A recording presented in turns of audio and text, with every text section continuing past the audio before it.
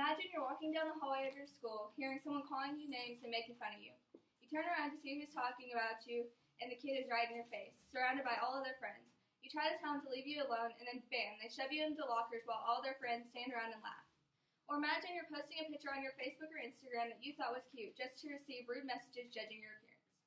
These are both forms of bullying. In this speech, I'll be informing you about what bullying is, why people bully, and the effects it has on the bullying victim. To begin, you need to know what bullying is. Bullying is defined as any action done to harm, intimidate, or coerce someone who is perceived as vulnerable. There are two major forms, physical and cyberbullying. Physical bullying is any bullying that harms someone or their property. Aggressive bullying is any form of hitting, pushing, tripping, fist fighting, or more.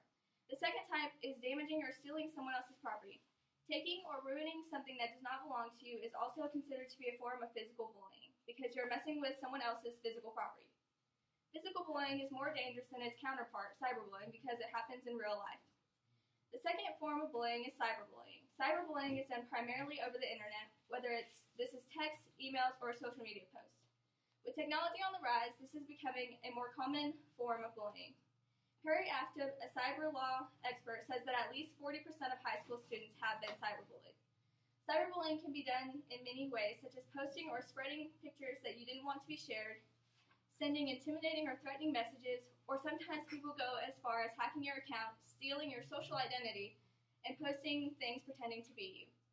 Cyberbullying is harder to stop due to how quickly things can go from one social platform to the next. This increases the difficulty of trying to take an image or message down once it has been spread. Now for the big question everyone wants to know the answer to. Why do people bully others in the first place? There are actually quite a few reasons for this, such as a bad personal history, jealousy, or pressure from others. The most common is having a bad history. If the bully has a past of rejection or abuse at home, they're likely to feel the need to pass on the pain. Another reason is because they're jealous of how well you are doing in life. They sense that you are doing better in life than they are, so they want to knock you off your pedestal. Bullying due to pressure is also a big issue. People often pressure others into bullying because it's the cool thing to do. The bully gives into this pressure thinking it will impress or gain them popularity. It often does the exact opposite and gives the person a bad reputation rather than a good one. Lastly, I will discuss the effects that it has on the bullying victim. People often don't think about the fact that the bully is personally affected by their own actions. Short term, it can affect their grades and attendance in school because they're too preoccupied with tormenting their peers that they forget to focus on their schoolwork. It can also affect the bully's ability to keep friendships or relationships because people try not to associate themselves with troublesome people. Long term, though, it has some more drastic possibilities, such as becoming an abuser or becoming dependent on drugs and alcohol. Bullying also has major effects on the person who is being bullied. Some of the short-term effects include developing anxiety and/or self-esteem issues. Comments about their appearance may impact their self-esteem and make them want to change who they are. The other major problem is the anxiety that it causes them. They may feel anxious or back out of going to certain events due to bad previous experiences there. This leads to long-term issues such as post-traumatic stress disorder, better known simply as PTSD.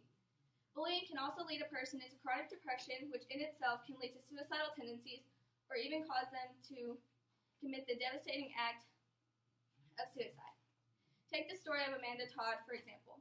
I'm sure most of you probably have heard her story, but if you have not, she was a teenager who was harassed and cyberbullied and in the end took her own life because of it. In the 7th grade, Amanda met a man online with whom she communicated with for a while before he began to harass her. He made her sexually exploit herself, and then he would use her pictures to blackmail her into sending him more. By this, I mean she refused to send them, so he would send the ones he had to her friends via Facebook. After finding out that her pictures were being spread across the internet, she became highly distressed for years. Years later, she began using drugs and alcohol as her way of coping with the tormenting that she was receiving from her peers. She even attempted suicide a few times before actually succeeding on October 12th of 2012. A couple weeks before her suicide, she posted a video to YouTube telling her story through note cards. Then on the 12th of October, she took her own life because she could not handle all of the mental issues that this had caused her. Her story is a prime example of what cyberbullying or bullying in general can do to a victim. To conclude, cyberbullying comes in various forms and occurs for many reasons, but overall has very devastating effects.